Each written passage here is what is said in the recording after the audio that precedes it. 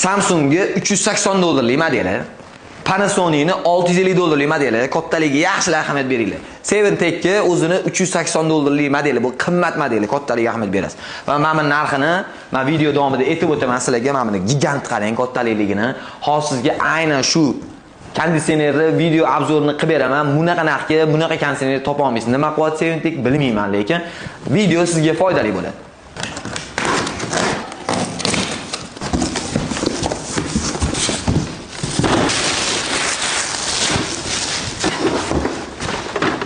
Mana gigant.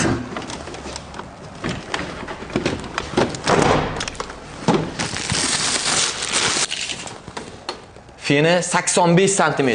Oddiy konditsionerda 77 bo'ladi. Bu salkamni 7 cm ga katta.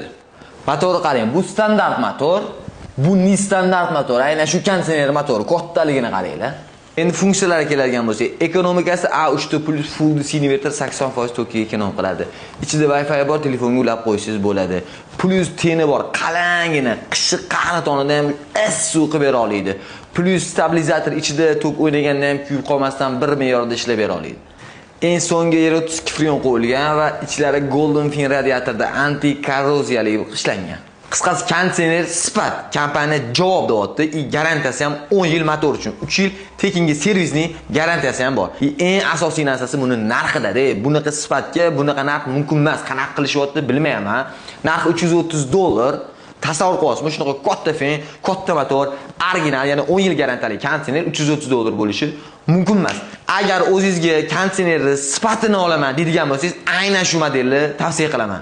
Oling, maza ishlatasiz.